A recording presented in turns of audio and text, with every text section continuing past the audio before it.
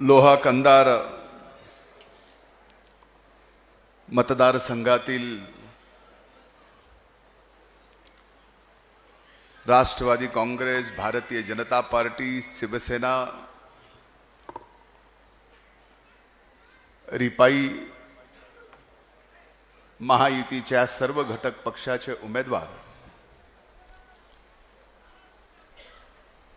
ज्यांच्या प्रचाराच्या निमित्तानं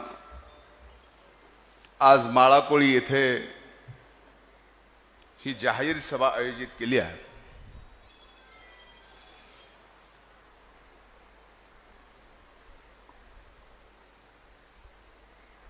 आदरणीय प्रतापरावजी चिखलीकर साहेब,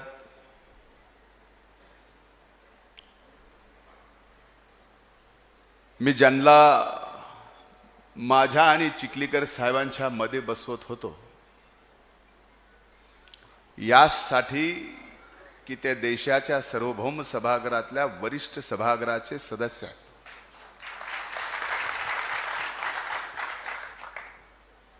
पण वरिष्ठ सभागृहाच्या सभागृहात जाऊन सुद्धा जे आणखीनही विद्यार्थी आहेत ते माननीय खासदार अजितजी गोपछेडे, राष्ट्रवादी काँग्रेस पक्षाचे जिल्ह्याचे अध्यक्ष माननीय दिलीपरावजी धर्माधिकारी, छत्तीसगडहून भारतीय जनता पार्टीचे या मतदारसंघासाठी आणि जिल्ह्यासाठी प्रभारी म्हणून आलेले आदरणीय भरतजी मटरिया, माननीय प्रणिताताई देवरे, माननीय चित्राताई लुंगारे, माननीय गोरेताई, माननीय उपजिल्हा प्रमुख बाळासाहेबजी कराळे, वसंतरावजी सुगावे,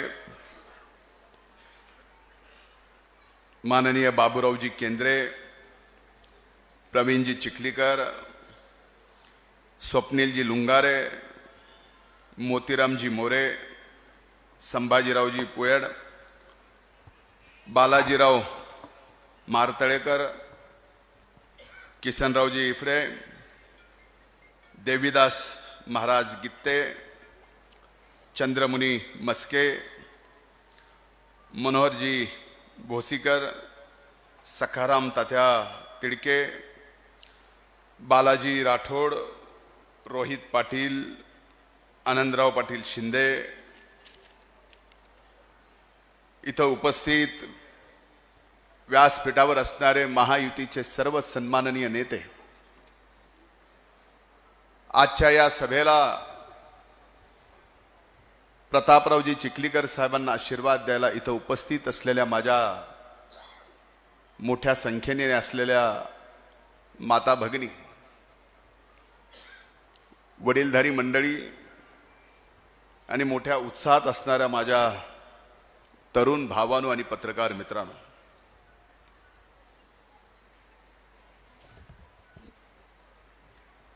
माळाकोळीचं आणि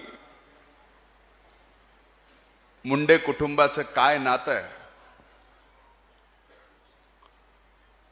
हे आपल्याला सांगायला नको। हे चिखलीकर साहेबांनी आपल्या भाषणात सांगितलं, पण एक वेगळं नातं आहे ज्याचा कधी उल्लेख झाला नाही की या माळाकोळीमध्ये 12 ज्योतिर्लिंगाचं एकच मंदिर आहे आणि त्या 12 पैकी पंचम द्वादश ज्योतिर्लिंगाचं म्हणजेच परळी वैद्यनाथाचं मी इथं आज या 12 ज्योतिर्लिंगाचं दर्शन घ्यायला आलो। खरं तर या माळाकोळीला कुणी ओळख द्यायची जगात सांगायची गरज नाही। देशातले बहुतांश मोठे मंदिर जर कुणी उभे केले असतील तर या माळाकुळीने केलेत हे मला सांगायला अभिमान वाटतो. पण आणखीन एक ओळख आज तुमच्या सर्वांच्या शिरपेशात मी घालतोय, जी कदाचित तुम्हालाही माहित नसेल, की 12 ज्योतिर्लिंग करायचे म्हणलं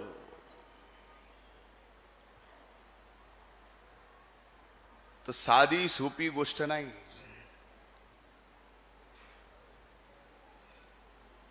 संबंध देशभरातले हे 12 ज्योतिर्लिंग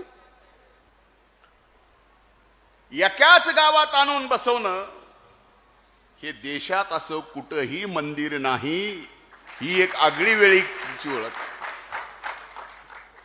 या 12 ज्योतिर्लिंगाचं महत्व काय असतं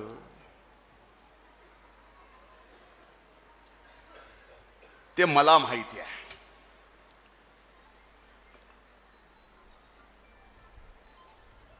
देवाच्या आशीर्वादाने मी भाग्यवान आहे की मला श्रावणामध्ये 12 दिवसात या देशातल्या 12 ज्योतिर्लिंगाचे दर्शन करता आलेत. 2010 माझ्यासारख्याला 12 दिवस लागत असतील, तुम्ही तर 12ला 12 एकत्र केलेत असं गाव देशात नाही.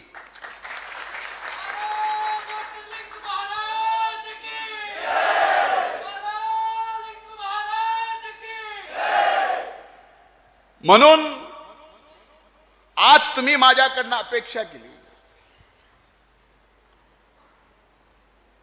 देवस्थानाचे अध्यक्ष तिडकेदादांनी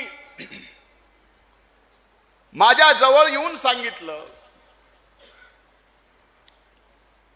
की माळाकोळीच्या 12 ज्योतिर्लिंगाच्या या तीर्थस्थळाला राज्यातलं सर्वात महत्त्वाचं तीर्थक्षेत्र म्हणून आपण भरीव निधी द्यावा आणि त्याचा विकास करावा. आज मी तुमच्या सर्वांच्या समोर शब्द देतोय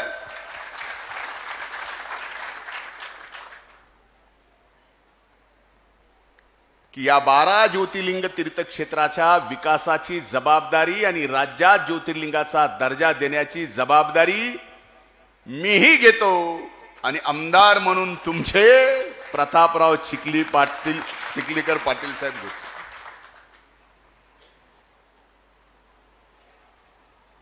खरं तर ही विधानसभेची निवडणूक अतिशय वेगळ्या वातावरणामध्ये या ठिकाणी होते. लोकसभेची निवडणूक काही दिवसापूर्वी झाली, ती एका वेगळ्या वातावरणात झाली आणि नेमक्या त्या लोकसभेच्या निवडणुकीच्या निकालामुळे विधानसभेच्या निवडणुकीचे ह्या निवडणुकीवर सुद्धा प्रत्येक जण वेगवेगळ्या पद्धतीने घ्यायला. माझी हात जोडून आपल्या सगळ्यांना विनंती आहे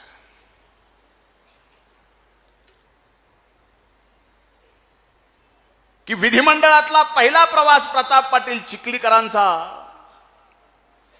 जरी अपक्ष उमेदवार म्हणून झाला असेल,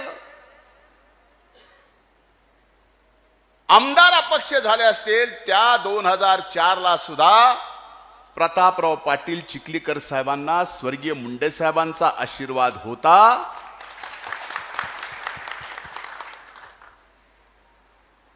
आणि त्यांचा संबंध राजकीय प्रवास त्यांनी सांगितला. अपक्ष धनुष्यबाण, राष्ट्रवादी, कमळ, पुन्हा घड्याळ.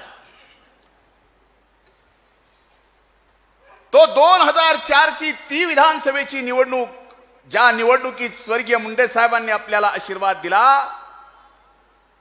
आज मी त्या कुटुंबातला मोठा म्हणून, त्यांचा पुतण्या म्हणून, राष्ट्रवादी काँग्रेस पार्टीचा एक कार्यकर्ता म्हणून त्याच स्वर्गीय मुंडे साहेबांच्या आशीर्वादाची आठवण आपल्याला आणि इथल्या मायबाप जनतेला करून द्यायला आलो.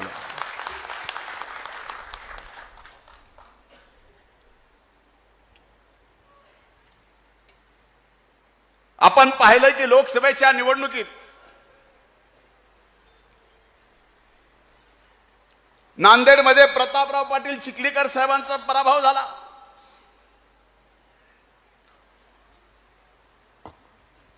बीडमध्ये आमच्या भगिनी भारतीय जनता पार्टीच्या नेत्या आमदार पंकजाताईंचा पराभव झाला. अनेक ठिकाणी महायुतीचा पराभव झाला. तो का झाला? कारण लोकसभेच्या निवडणुकीत मायबाप जनतेने विकासाच्या मुद्द्यावर निवडणूक आणि मतदान दिलं नाही. मतदान दिलं जात पात आणि धर्म म्हणून. आणि या देशाला आणि या महाराष्ट्राला आणि या मागासलेल्या मराठवाड्याला जातीपातीचं आणि धर्माचं राजकारण करून पुढच्या पिढ्याना पिढ्या बर्बाद होतील, पण आपला विकास कधीच होणार नाही. ही गोष्ट या विधानसभेच्या निवडणुकीत आपण सर्वांनी लक्षात घेण्याची गरज आहे.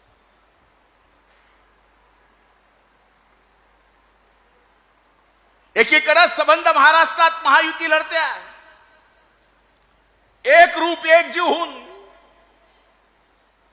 आज जबाबदारीपूर्वक तुम्हाला सांगतो, तुमच्या हातातही आज जग आहे. म्हणजे पाण्याचा नाही, तो धरलाय ना त्यांनी, बघा मोबाईल. हे जग आहे, विश्व आहे. त्याच्याहून सगळं कळतं. त्याच्यातून तुम्हाला सुद्धा कळत असेल की येणाऱ्या विधानसभेच्या निवडणुकीनंतर महाराष्ट्रात पुन्हा महायुतीचं सरकार येणार आहे.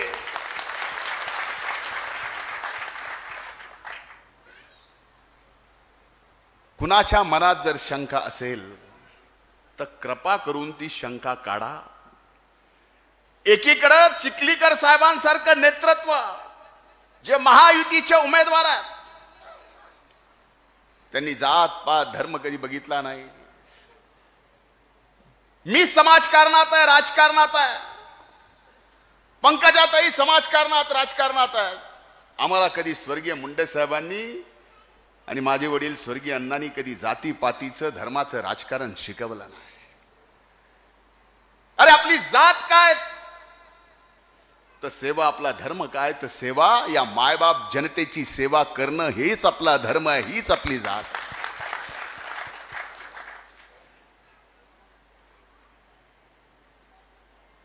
लोकसभेच्या निवडणुकाचा निकाल झाल्यानंतर महाराष्ट्रामध्ये जो निकाल लागला त्याच्यानंतर महाविकास आघाडीचे भले भले नेते सगळेजण घोड्यावर बसले होते. आता काय म्हणले, विधानसभा आपलीच. आजही हवेत आहेत, पण यांना माहित नाही की जमीन आणि जमिनीच्या खाली काय चाललंय.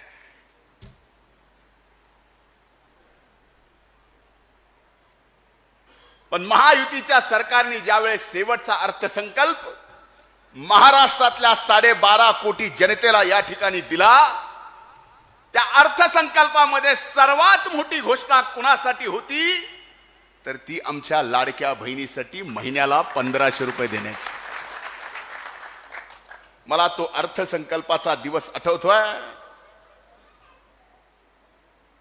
आदरणीय अजितदादा पवार साहेबांनी तो अर्थसंकल्प मांडला, ही घोषणा केली. महाविकास आघाडीच्या नेत्यांनी एवढी टीका केली की ती मला अशी कुठे घोषणा असते का, अशी योजना येऊ शकत नाही, सरकार एवढे पैसे देऊ शकत नाही, ही फसवी योजना आहे. ज्या वेळेस पहिल्याच महिन्याचे या योजनेचे पैसे आमच्या लाडक्या बहिणीच्या खात्यावर गेले, त्यावेळेसही महाविकास आघाडीचे हे माणसं गप बसले नाहीत. ते म्हणले लवकर काढून घ्या, ह्यांचं काही खरं नाही. मी जे बोलतोय ते खरं आहे का नाही? ते तसं बोलायला म्हणून आपण ठरवलं की 3 महिन्याचे एकदाच द्यायचे. लाडक्या बहिणीला राखी पौर्णिमेला 3 महिन्याचे एकदाच दिले.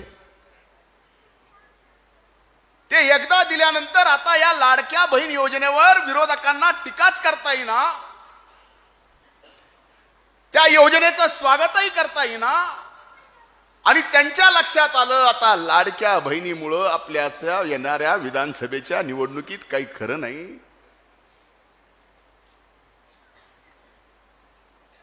हे एवढे लबाड माणसं आहेत. योजनेवर टीका बंद केली, पण जे सरकार लाडक्या बहिणीच्या खात्यावर 1500 रुपये देते ते 1500 रुपये तुमच्या खात्यात येऊ नये म्हणून हे कोर्टात गेले ही योजना बंद पाडण्यासाठी. आता लाडक्या बहिणीला ज्यावेळेस 7500 रुपये मिळाले,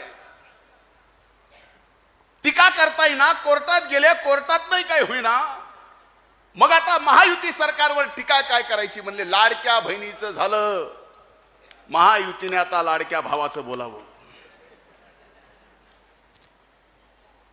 आता लाडक्या भावाला सुद्धा 6000 10,000 स्टायपंड दिला जातो. आता लाडके भाऊही खुश झाले.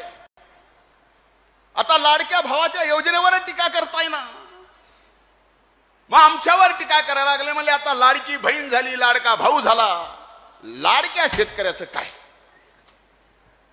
मग शेतकरी लाडका झाला, तो अगोदरच होता. अरे या देशात एकमेव असं राज्य आहे, मी कृषी मंत्री झालो, 1 रुपयामध्ये पीक विमा योजनेची या ठिकाणी या महाराष्ट्रात आपण योजना आणली.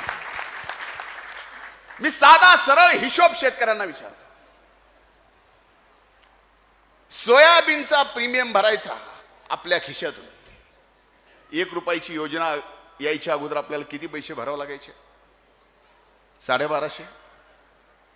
कापसाला 1650. बरोबर आहे का नाही?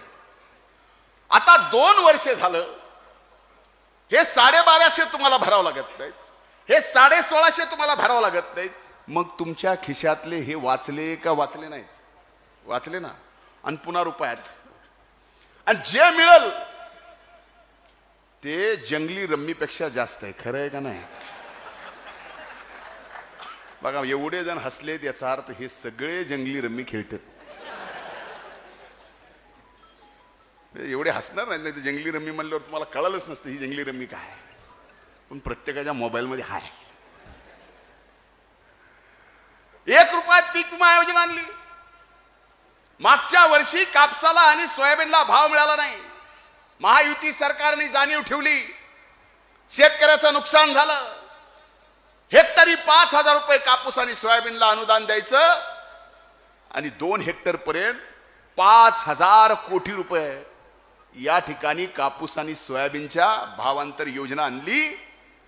ते सुद्धा पैसे तुम्हाला मिळाले, ते 5000 मिळाले. त्याच्यानंतर आपली अनेक दिवसापासून शेतकऱ्यांची मागणी होती,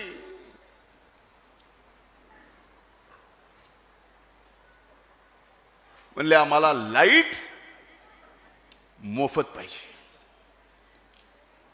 या महायुती सरकारने पहिल्यांदा या देशात शेतकऱ्यांना मोफत लाईट देण्याची योजना आणली. आणि ती अशी तशी नाही, मागचं भरायचं नाही आणि पुढचं बिल येणारच नाही अशी व्यवस्था करून ठेवली आहे.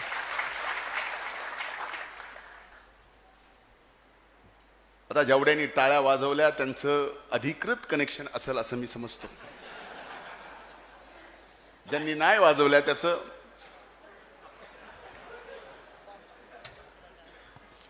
पण मला सांगा, एक शेतकरी असा आहे ज्याचं 7.5 HP ची मोटर आहे आणि 7.5 HP मोटरचं वर्षाचं बिल त्याला किती येते? कोणी आहे का इथं? म्हणजे आपल्याला भरायचंच माहित नाही. 10 ते 11,000 रुपये बिल येतं. आता हे वाचले का नाही? पीएम किसान सन्मान योजनेतून 6,000 रुपये.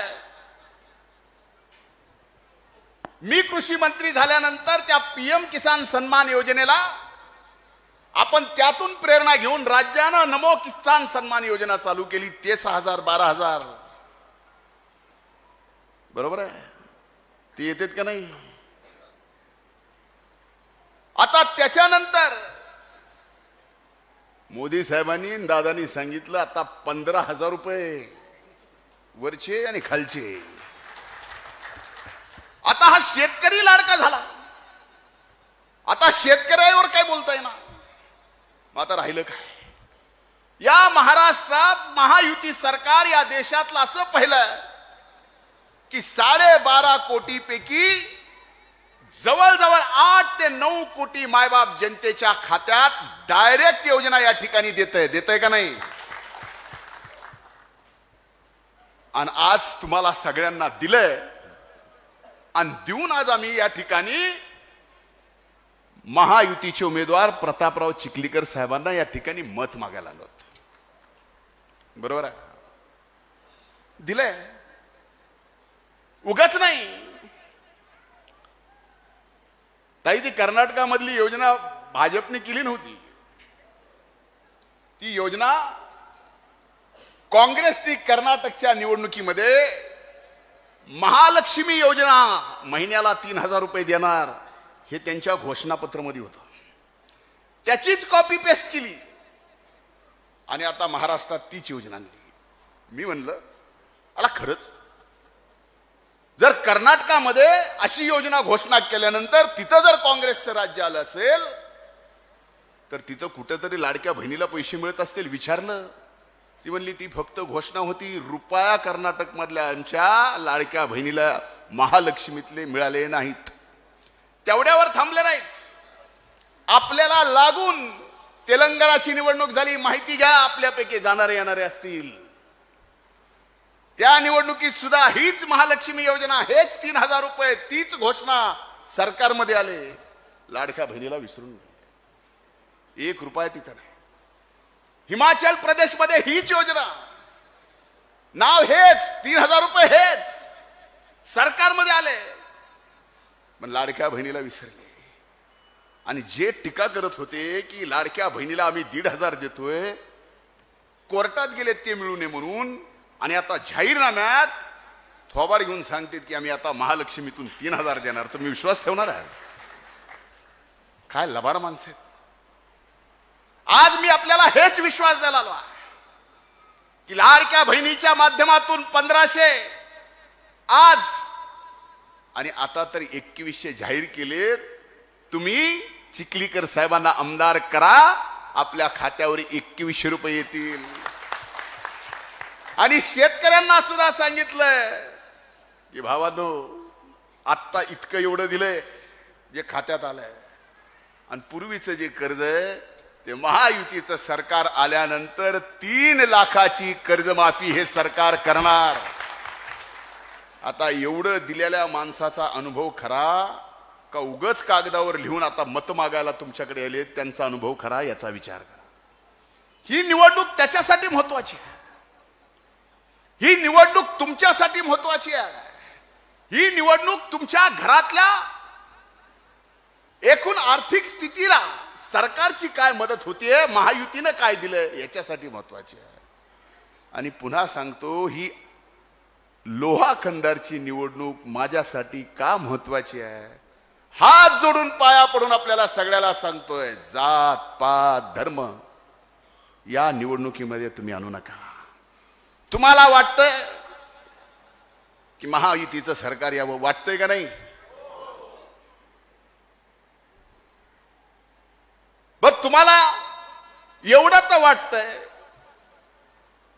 की माझं आणि पंकजाताईचं म्हणजे आमच्या नावामध्ये आमचा काही स्वार्थ नाहीये. आमचं नाव जे आहे ते तुम्ही आमच्या मागे ताकद उभी आहेत म्हणून महाराष्ट्रात नाव आहे. तुमचा विश्वास आमच्यावर आहे. आमचं अस्तित्व काय तर तुम्ही आहेत. बरोबर आहे. आणि आता हे अस्तित्व जर महाराष्ट्रात राहायचं असेल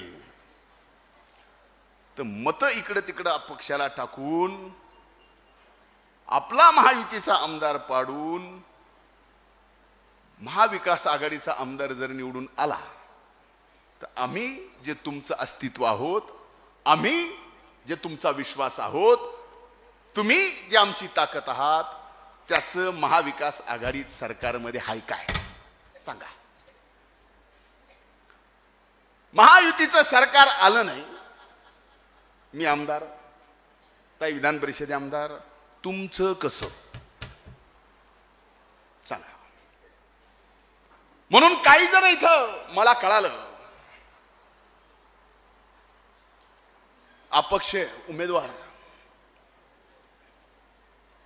आमचं नाव घेऊन मत मागायला लागले. जन्मात नाही.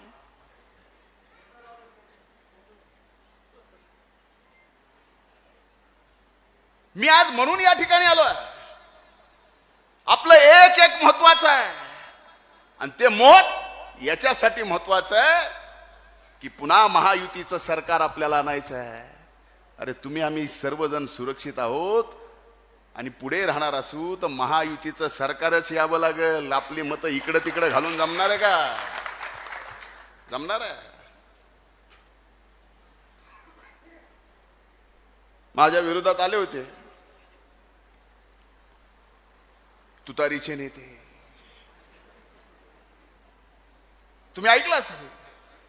मी काय एवढ्याशा कुटुंबातला हलक्या, हाय का नाही? का लक्षात हाय का नाही? बसवायचं उरावर काय? जे कोण अशा पद्धतीनं इकडं तिकडं मत करून आपल्याला फसवून आपला विश्वासघात करायचा प्रयत्न करायला लागलेत, त्यात सगळ्यांना इथं आलेल्यांनी आपलं मतदान तर द्यायचंय, आपल्या कुटुंबातलं द्यायचंय. जे कोण असे फिरणार आहेत त्यांना सुद्धा हात जोडून सांगा की हे स्वर्गीय मुंडे साहेबांनी जे अस्तित्व या महाराष्ट्रात निर्माण केलेलं आहे त्याचं पुढे आणखीन 25-50 वर्ष टिकवायचं असेल तर महायुतीचं सरकार आणि प्रताप चिखलीकर साहेब निवडून यायला पाहिजे. आता याच्या पलीकडे काही स्पष्ट आणखीन सांगू.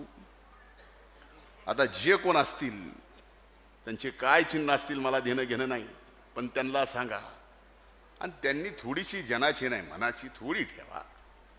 निवडून यायचा पत्ता नाही. कशाच निवडून येत नाहीत कुठल्याच गणितात. कुठल्याच गणितात तुम्हाला वाटतंय का? मग का आपलं मत वाया घालता? आणि आपलं गेलेलं मत वाया गेलेलं याचा फायदा कुणाला होणार आहे याचा विचार करा. आणि हे राजकारण सुद्धा कोण करतंय याचा विचार तुम्ही करा. अरे या माणसांनी आपलं सबंध आयुष्य या मतदारसंघासाठी नांदेड जिल्ह्यासाठी झिजवलं. तुमच्या सगळ्यांची सेवा करून झिजवलं आणि आजही ते या निवडणुकीत तुमच्या सेवा करण्यासाठी उभे आहेत. तर तुम्ही सुद्धा त्यांच्या सेवेच्या प्रती खंबीरपणानं त्यांच्या पाठीमागं मतरूपी आशीर्वाद देऊन उभं राहायला पाहिजे. आता मी तुम्हाला सांगतो, आपल्या काही बी अडचणी असतात. माग तळ्यातच बसली सगळी. आंदोलन होतं ना आपलं, होतं का नाही? मी अर्धा दिवस अधिवेशन बंद पाडलं होतं का नाही? विरोधी पक्ष नेताच होतो, विधान परिषदेचा होतो. पण अर्ध्या दिवस तुम्ही आंदोलनात बसलात. इथला प्रश्न आहे, प्रमुख आहे, व्हायला पाहिजे. आणि ज्या वेळेस अर्धा दिवस मी अधिवेशन बंद पाडलं तुमचं आंदोलन उभ्या महाराष्ट्रात गेलं आणि सरकारलाही वाटलं की आता करावं लागतंय नाही तर काही खरं नाही. ही तुमची ताकद आहे, धनंजय मुंडेची नाही. ज्या वेळेस जी संधी मिळेल त्या संधीत आम्ही कधीच तुम्हाला विसरलो नाहीत. आणि इथले आपले आणि परळीचे नाते गोथी हे सगळं आपल्याला माहिती आहे. आणि मी खरं नातं सांगितलंय जे ईश्वर निर्मित आहे. तुम्ही सगळे 12 ज्योतिर्लिंगीत आलेत आणि मी पंचम द्वादश ज्योतिर्लिंगामध्ये 5वा वैद्यनाथाचा. मी इथं तुमचा आशीर्वाद प्रतापराव चिखलीकरांसाठी घ्यायला आलो आहे. याच्या पलीकडे काय आणखीन सांगायचं? म्हणून ही निवडणूक त्या दृष्टीने महत्वाची आहे. त्यांचे स्वर्गीय मुंडे साहेबांपासून ताईंपासून माझे काय ऋणानुबंध आहेत हे आपल्याला सांगायची गरज नाही. आणि मी आज आपल्याला सांगतोय, मी आज तुम्हाला या ठिकाणी राष्ट्रवादी काँग्रेस महायुतीचे उमेदवार चिखलीकर साहेब या ठिकाणी उमेदवार आहेत. उद्या ते आमदार होणार आहेत. ते महायुतीचे आमदार झाल्यावरच आमचं ताईचं बी काही खरं आहे ना? नाही तशी तुम्हाला गरज नाही. तुम्ही सगळ्या देशात मंदिर बांधता. पण राजकीय सामाजिक काय प्रतिष्ठा आहे ना. संबंध देशात तुम्ही कुठं जरी गेलात, महाराष्ट्रात कुठेही मंदिराच्या कामाच्या निमित्तानं गेलात, आमच्या सारख्याचं नाव घेतलं तर तुमची मान खाली जाते का 2 इंचानं छाती फुगली हेच तुम्ही सांगा. म्हणून अशा पद्धतीनं नाही. ज्यांनी कुणी केलं असेल जातीपाती धर्माचं राजकारण करून आपली पोळी एखाद्या निवडणुकीत भाजली असेल, भाजू द्या, पण आपल्याला ते करायचं नाही. आपल्याला महायुतीचा धर्म पाळायचा आहे. आपल्याला सर्व जाती धर्मांना सोबत घेऊन चालायचंय. कारण हेच छत्रपती शिवाजी महाराजांनी स्वराज्य उभं करत असताना 18 पगड जाती धर्माला सोबत घेऊन गेले, स्वराज्य उभं केलं. त्या स्वराज्याला त्यांनी ना छत्रपती नाव दिलं, ना शिवाजी दिलं, ना भोसले दिलं, रयतेचं राज्य दिलं. आणि ज्या रयतेच्या राज्यात छत्रपती शिवाजी महाराजांनी एक आदर्श उभा करून दिला, प्रत्येक गावाला गावकुस दिला, गावगाडा दिला. त्या प्रत्येक गावकुसात गावगाडात 18 पगड जाती धर्मातले लोक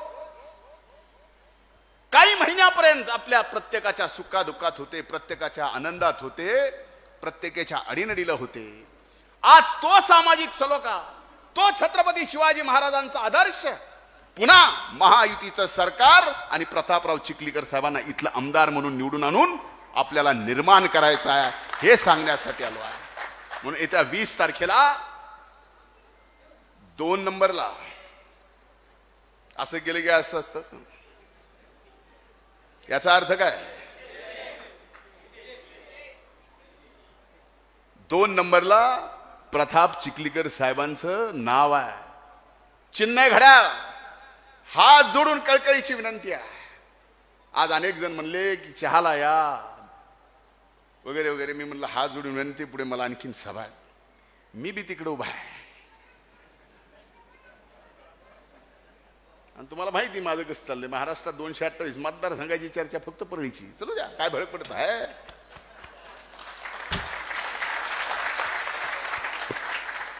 मी तर फॉर्म भरताना सुद्धा लोक बोलले का, जिथं आपण 25 वर्ष सेवा करतो त्या मायबाप जनतेवर तेवढा आपला सुद्धा विश्वास असला पाहिजे. कुणी कुठूनही आव्हान देऊ द्या. पण ह्या सगळ्या परिस्थितीत तुम्ही विजय निश्चित करा. तुम्हाला कसलीही अडचण येणार नाही ही जबाबदारी मी माझ्या खांद्यावर घेतो आणि चिखलीकर साहेबांच्या आणि इथल्या मायबाप जनतेच्या समोर मी घेतो की कसलीही तुम्हाला अडचण येणार नाही. पण कृपा करून आमचे कुठं नावं वापरून हे उभा आहे ते उभा आहे, हे मत ते मत, 2-4 हजारच्या मतानं इकडं तिकडं कशासाठी, बिलकुल ते करू नका. 20 तारखेला प्रतापराव चिखलीकर साहेबांना आशीर्वाद द्या. 23 तारखेला प्रतापराव चिखलीकरांचा गुलाल उडला. आणि मी आपल्याला सांगतो की पिढ्याना पिढ्या मालेगावच्या जत्रेत आमच्या घराण्याची पाल आहे. आज नाही, ती पिढ्याना पिढ्यापासून आहे.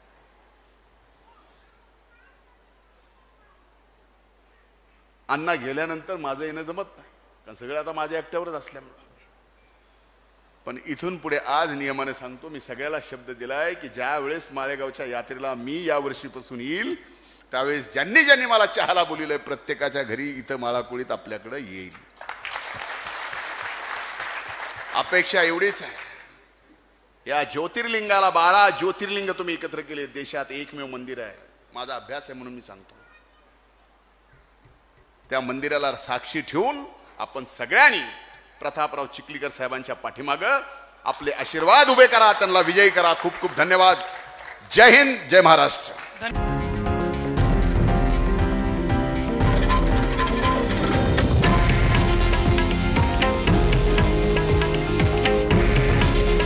हे आहे देशातील नंबर 1 न्यूज नेटवर्क आणि आपण पाहत आहात TV9 मराठी.